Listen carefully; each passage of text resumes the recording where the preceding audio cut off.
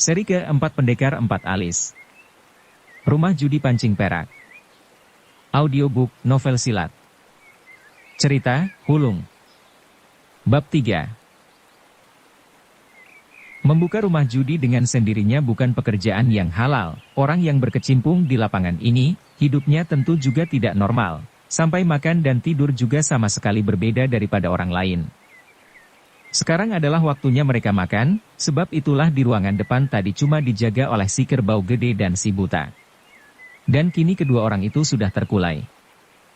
Xiao Hong menggosok-gosok kedua tangannya, ia memejamkan mata. Dengan sebuah jarinya ia terus meraba ke atas dinding melalui celah-celah pintu. Sesudah meraba naik turun beberapa kali, tiba-tiba jarinya menekan sambil membentak dengan suara tertahan. "Buka!" Sungguh ajaib, pintu rahasia ini lantas terbuka dengan sendirinya. Setelah menuruni undak-undakan batu, di bawah adalah sebuah lorong. Dalam lorong ada lampu, di bawah lampu ada sebuah pintu lagi. Dua lelaki kekar berjaga di situ dengan golok terhunus. Mata kedua lelaki ini tampak kaku serupa patung. Sudah jelas Xiao Hong berdiri di depan mereka, tapi mereka seperti tidak tahu sama sekali. Xiao Hong coba berdehem perlahan, dan kedua orang juga seperti tidak mendengar. Krek, pintu rahasia di alas undak-undakan tadi mendadak merapat kembali. Xiao Hong coba melangkah ke depan, kedua lelaki itu tidak bergerak, tidak bersuara, juga tidak merintanginya. Xiao Hong lantas mendorong pintu sekalian, dan pintu lantas terbuka. Di dalam cahaya lampu terang benderang, di situ berduduk 3 orang, 2 di antaranya ternyata sudah dikenal Xiao Hong.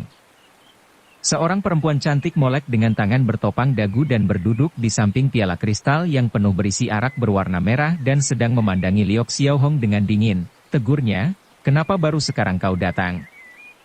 Xiao Hong jadi teringat kepada ucapan Pui Giok Hui, perempuan ini serupa gunung es, jika berani kau sentuh dia, tanganmu bisa timbul bisul.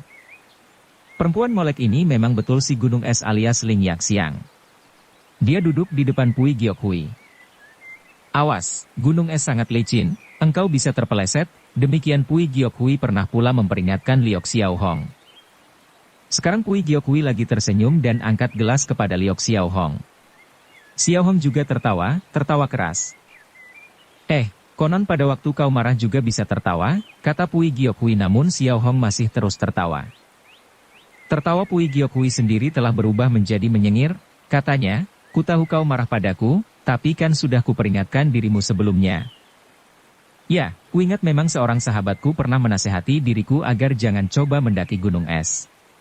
Sahabatku itu bernama Pui Giok Hui," demikian ucap Xiao Hong dengan tertawa. "Ku yakin kau pasti ingat," ujar Giok Hui dengan wajah cerah. "Kau tahu? Memangnya kau ini Pui Giok Hui yang kumaksudkan itu?" Giok Hui menghela napas, ucapnya dengan tersenyum. "Sebenarnya aku ingin menyamar sebagai orang lain, tapi ku khawatir samaranku tidak mirip. Paling tidak kan bisa menyamar sebagai Liok Xiao Hong." Berubah juga air muka Pui Giok Hui. Sekarang menyengir saja tidak dapat lagi. Xiao Hong lantas berpaling ke sana. Katanya pula dengan tersenyum. "Dan kau ini? Apakah kau Ling Yaxiang yang itu?" "Dia tidak Shiling," mendadak Pui Giok Hui menyela. "Oh, kau tahu siapa dia?" tanya Xiao Hong. "Tidak ada yang mengenal dia lebih jelas daripadaku," ujar Giok Hui. "Sebab apa?" "Sebab pada waktu dia dilahirkan, aku menunggu di sampingnya." "Ku tahu sekarang. Dia inilah adik perempuanmu," seru Xiao Hong. "Ya. Dia inilah Pui Giok Hiang." Maka Xiao Hong bergelak tertawa pula. Orang ketiga yang berduduk di antara kedua kakak beradik ini adalah seorang setengah baya yang berdandan. Tapi dengan sikap yang halus, mukanya pulih bersih, bibir merah dan gigi putih rajin. Pada waktu mudanya tentu orang akan bilang dia mirip anak perempuan. Sekarang meski usianya sudah lanjut, Xiao Hong melihat orang ini masih mirip anak perempuan. Dan orang ini juga sedang tersenyum.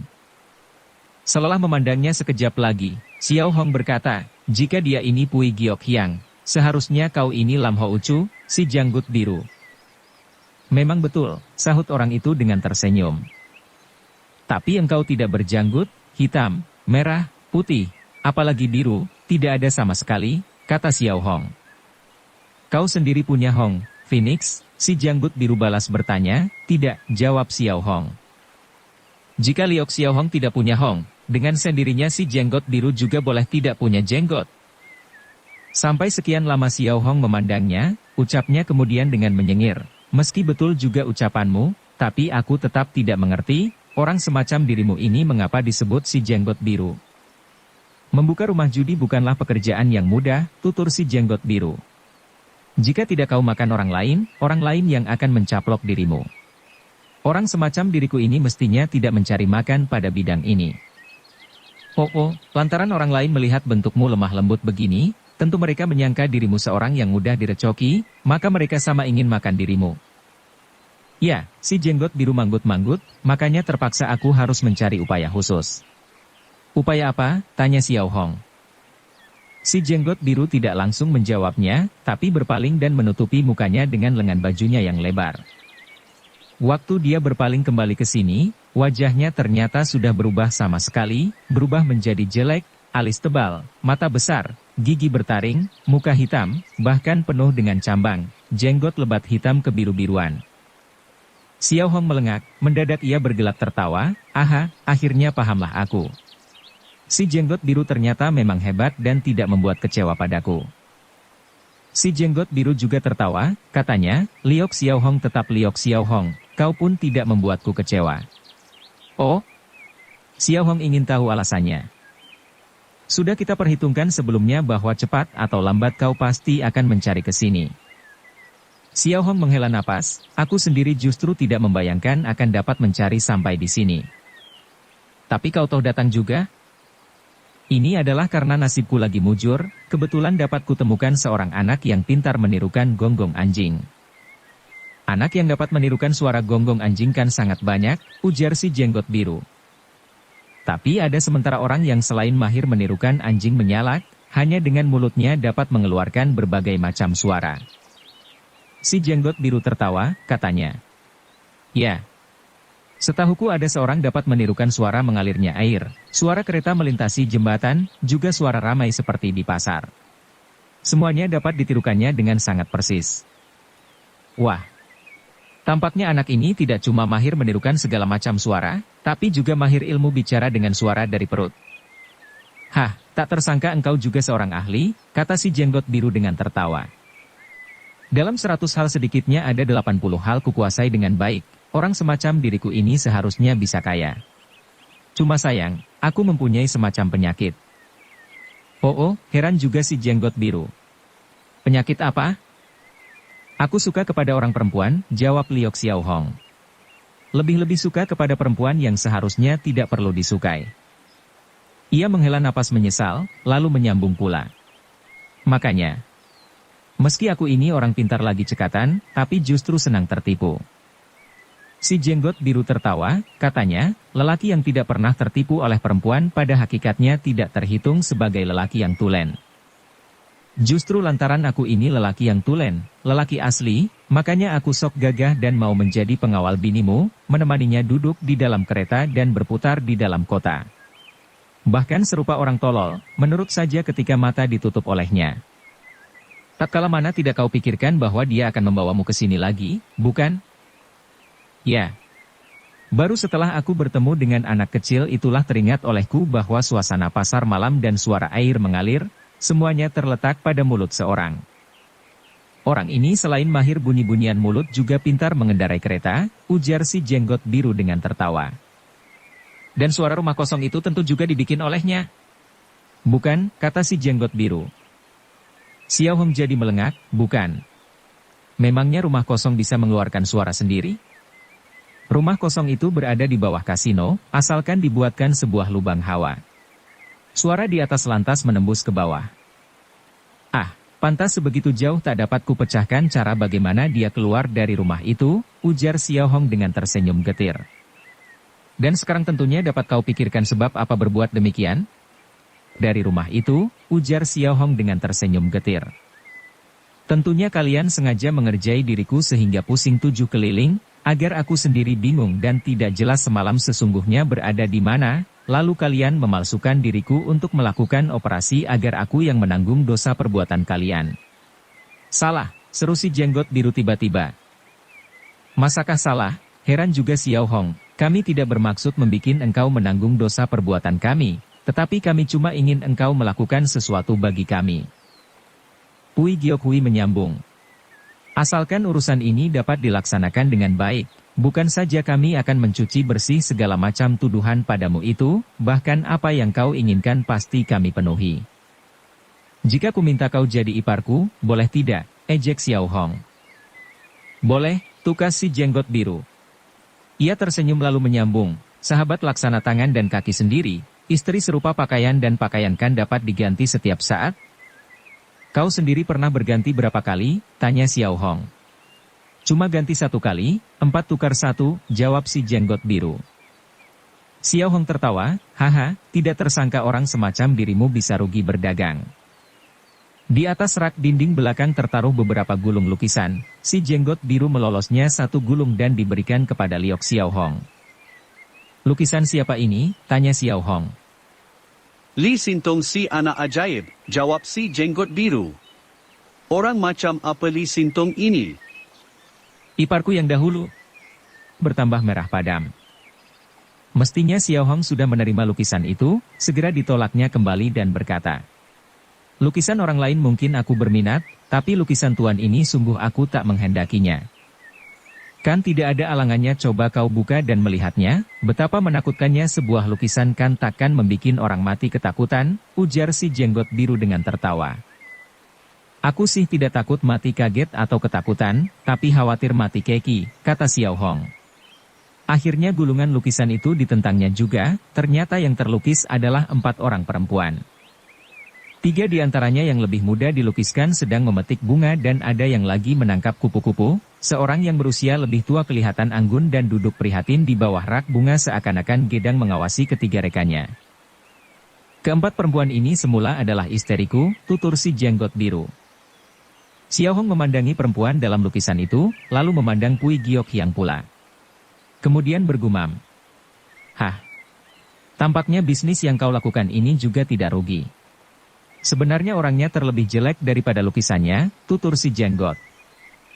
Iparku tidak gentar kepada siapapun. Dia justru takut kepada tacinya ini. Maka pada waktu melukis tentu tidak berani melukisnya terlalu jelek, sebaliknya orang lain yang dilukisnya terlebih buruk. Jika cuma berdasarkan lukisan ini, biarpun berhadapan dengan mereka juga belum tentu kau sanggup mengenali mereka. Untuk apa aku berhadapan dengan mereka? Xiao Hong mendelik. Sebab aku menghendaki kau cari mereka. Memangnya hendak kau berikan perempuan lungsuranmu kepadaku? Aku cuma minta kau tanyai mereka dan meminta kembali sesuatu barang. Barang apa? Tanya Xiao Hong. Losat pai, kata si jenggot biru. Kening Xiao Hong terkerut, air mukanya juga rada berubah. Dia tidak pernah melihat losat pai tapi pernah mendengar ceritanya. Losat pai adalah sepotong batu kemala kuno yang berumur ribuan tahun. Konon sukar untuk dinilai harganya.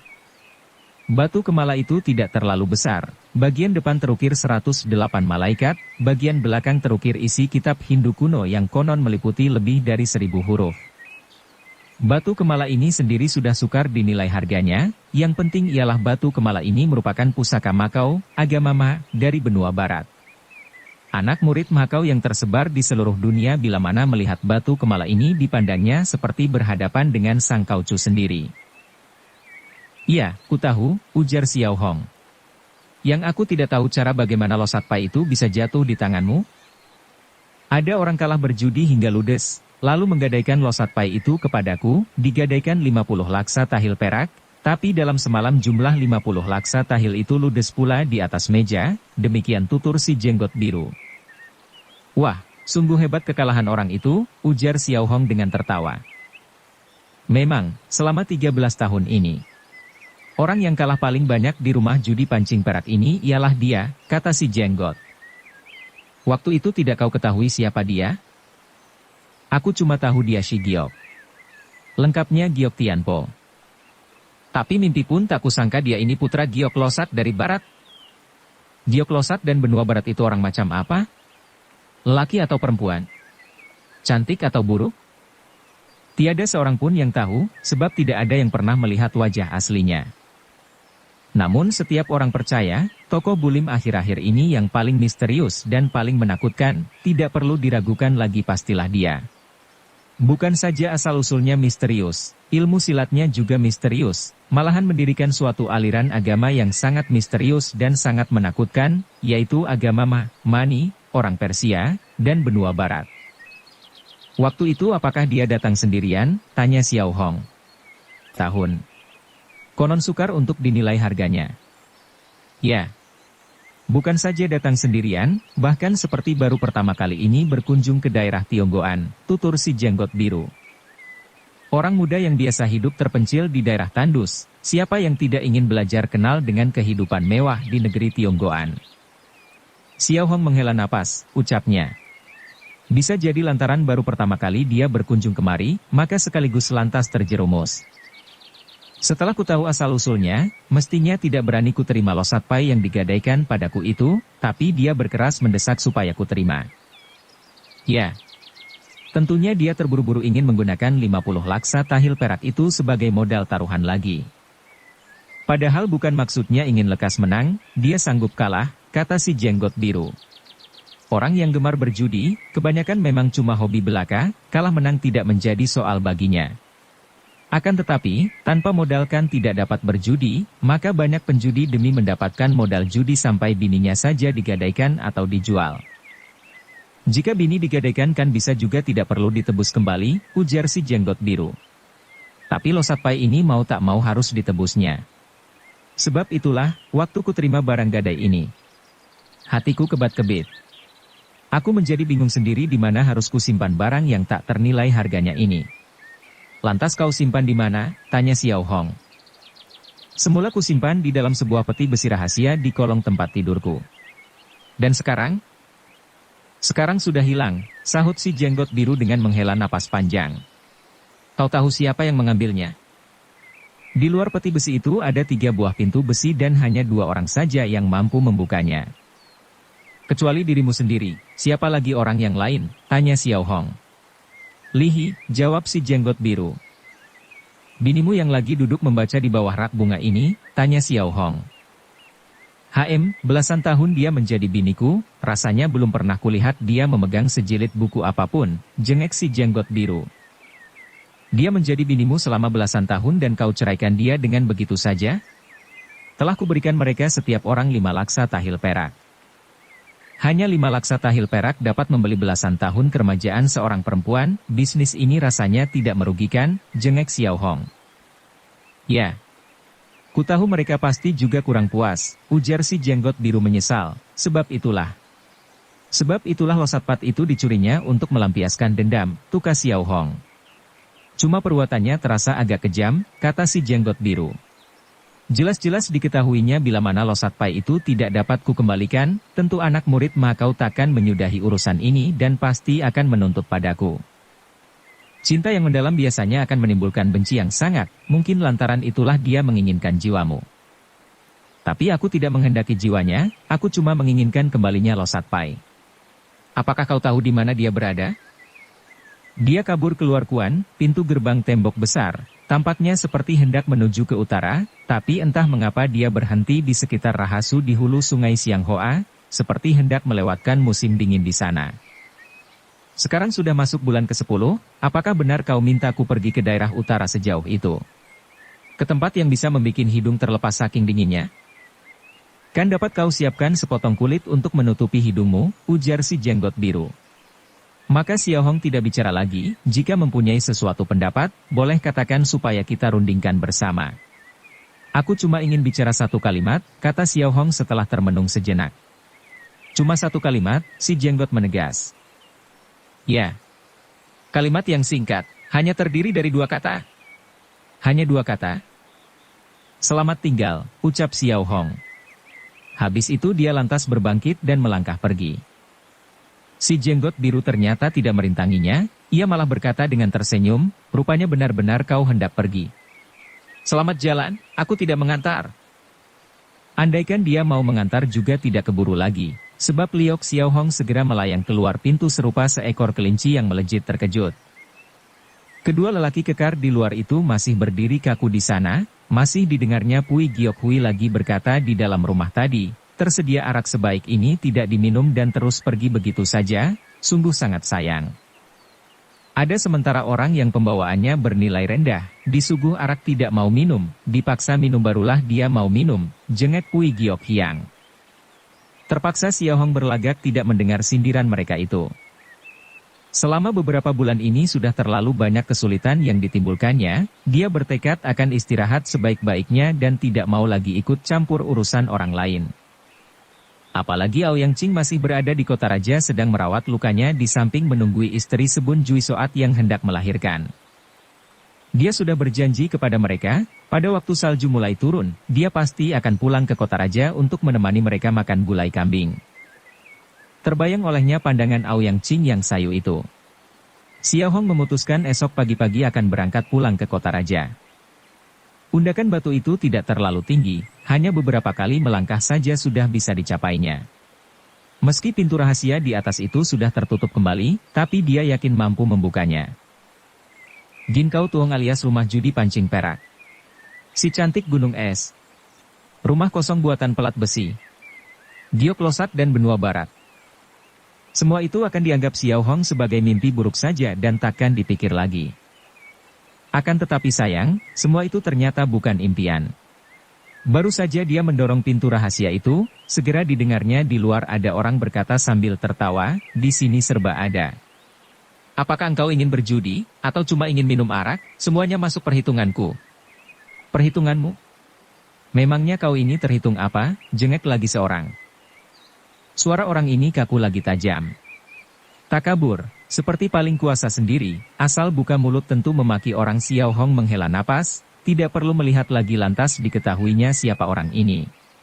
Akan tetapi rasa ingin tahu membualnya mengintip juga keluar, maka dengan sebuah jari ia angkat sedikit lukisan yang menutupi pintu rahasia itu, maka tertampaklah seorang tua berjubah hijau yang tersulam seekor binatang aneh itu berdiri di depan pintu dan sedang memandang ke sana-sini dengan sorot mata yang tajam. Yang bicara tadi berdiri di belakangnya, ternyata dia inilah Nyopot Hao yang sehari-hari suka berlagak garang itu. Waktu mengintip lebih jauh. Dilihatnya kedua kakek berjubah hijau yang lain juga datang semua, air mukanya sama dingin dan keren. Sorot matanya juga sama terang menakutkan. Kedua pelipis mereka pun menonjol tinggi serupa dua gumpalan daging lebih. Bagi orang yang sedikit mempunyai pandangan tajam segera dapat diketahui bahwa lwekang mereka sangat dalam dan sukar diukur. Sungguh aneh sekali, Xiao Hong tidak mengerti cara bagaimana ketiga makhluk tua ini bisa muncul di sini. Setelah menghela napas, perlahan Xiao Hong merapatkan kembali pintu rahasia itu, lalu berjumpalitan ke bawah undakan batu lagi. Kedua orang yang berdiri kaku di depan pintu menyaksikan kembalinya Xiao Hong. Kini sorot mata mereka seolah-olah mengandung senyum. Tapi sekali ini Xiao Hong seakan-akan tidak melihat mereka. Dengan langkah tegap ia lewat ke sana, lalu berseru, "Lekas kalian sediakan arak, arak suguhan tidak mau, tapi sengaja ingin minum arak paksaan." Dengan sendirinya arak enak sudah tersedia di situ, sekaligus Xiao Hong menenggak 13 cawan, Pui Giok Hui dan adiknya, Pui Giok Hiang, serta si jenggot biru, mereka cuma menyaksikannya minum sesukanya. "Memang sudah kami duga kau pasti akan kembali," ucapan ini tidak dikeluarkan mereka, memangnya juga tidak perlu diucapkan. Kembali Xiao Hong menghabiskan 3 cawan lagi, lalu berhenti dan berkata, "Cukup tidak? Apa arak paksa memang lebih sedap daripada arak suguhan?" tanya si jenggot biru dengan tertawa. "Asalkan arak tanpa bayar pasti sedap," ujar Xiao Hong. "Haha, jika begitu, akan kusuguh 16 cawan lagi padamu," seru si jenggot biru. Jadi, seru Xiao Hong, dia benar-benar menghabiskan lagi 16 cawan. Habis itu baru berduduk di alas kursi, dengan terbelalak dipandangnya si jenggot biru, tiba-tiba ia bertanya, "Benar-benar kau takut kepada Giok Losat dari benua barat?" "Benar," jawab si jenggot biru. "Tapi kau berani membunuh putranya?" "Giok Tianpo?" tanya Xiao Hong pula. "Aku tidak punya keberanian sebesar itu," jawab si jenggot biru, "dia bukan mati di tanganku." "Apakah betul bukan?" Xiao Hong menegas. Si jenggot biru menggeleng, "Betul-betul bukan. Tapi ku tahu siapa pembunuhnya, asalkan dapat kau temukan Losat Pai bagiku, pasti dapat kutemukan si pembunuh itu bagimu untuk diserahkan kepada Sui Han Semyu." "Sui Han Semyu?" Maksudmu 3 sekawan kakek yang tinggal di Tian Liongtong di puncak pegunungan Kunlun itu? Sedikitnya sudah 20 tahun mereka mengasingkan diri di sana, tak tersangka kau pun tahu akan mereka. Xiao Hong menghela napas. Aku pun tidak menyangka mereka belum lagi mati. Mungkin lebih tak tersangka olehmu bahwa sekarang mereka telah menjadi Hou Hoa Tiang Lo, tetua pembela agama, Makau yang diketuai Giok Losat dan Barat itu. Wah! Dia dapat menaklukkan ketiga makhluk tua aneh ini, tampaknya kepandaiannya memang tidak kecil, ujar Xiao Hong. Untung aku pun ada akal yang dapat digunakan melayani dia. Akal apa? Tanya Xiao Hong, lebih dulu menemukan kembali Losat Pai dan mengembalikan dan serahkan padanya, kemudian aku akan menyingkir sejauh-jauhnya dan takkan merecoki dia selamanya. Tampaknya cara inilah satu-satunya jalan keluar. Ya, sebab itulah mumpung hawa belum terlalu dingin, lekas kau berangkat ke Rahasusana. Kau yakin Lihi pasti berada di sana? Dari mana kau tahu? Dengan sendirinya ada caraku untuk mengetahuinya. Setiba di sana, pasti juga dapat kutemukan dia. Asalkan kau mau pergi ke sana, seumpama tidak dapat menemukan dia tentu juga ada orang yang siap membawamu untuk mencarinya. Orang siapa? Setibamu di sana, tentu ada orang akan mengadakan kontak denganmu. Siapa? Pergilah dan akan kau ketahui nanti. Ketiga makhluk tua aneh itu menyumbat jalan keluar di atas, cara bagaimana dapatku keluar? Si jenggot biru tertawa, liang kelinci ada 3 lubang, dengan sendirinya tempat ini juga tidak melulu sebuah jalan tembus saja. Ia membalik badan dan menarik pintu di balik dinding yang tertutup, segera tertampak pula sebuah pintu rahasia. Xiao Hong tidak bicara lagi, ia berbangkit terus pergi. Kau pun tidak perlu khawatir akan dikejar mereka, sebab bila mereka mengetahui kau pergi untuk mencari Losat Pai, tidak nanti dia mengganggu seujung rambutmu. Sebelum melangkah keluar pintu rahasia itu Xiao Hong sempat menoleh dan berkata pula, ada sesuatu ingin kutanyakan padamu. Si jenggot biru mengangguk dan mendengarkan. Giok Tianpo adalah putra Giok Losat dari barat, tentunya dia bukan orang yang terlalu bodoh. Kembali si jenggot biru mengangguk. Lantas siapakah yang memenangkan ke-50 laksa tahil peraknya? Aku, Tukas Pui Giok Hiang. Xiao Hong tertawa. Tapi sayang, didapatnya gampang, hilangnya juga mudah, tidak sampai 2 hari. Ke-50 tahil perak itu telah diludeskannya pula di atas meja. Dia kalah kepada siapa? Tanya Xiao Hong. Aku, sambung si jenggot biru. Liok Xiao Hong terbahak-bahak, hahaha, ini namanya setali 3 uang, setan judi mendapat jodoh setan judi. Kutu busuk juga mendapat kutu busuk. Sambil tertawa ia terus melangkah keluar, di luar masih ada sebuah pintu, ia coba mengetuknya, terdengar suara nyaring, ting-ting, memang betul terbuat dan pelat besi. Setelah melalui sebuah lorong dan mendaki undakan batu, terlihatlah bintang bertaburan di langit. Cahaya bintang gemerlapan. Jelas malam sudah sangat larut. Bersambung ke bab 4. Dukung kami dengan subscribe, follow, like, komen dan share. Terima kasih.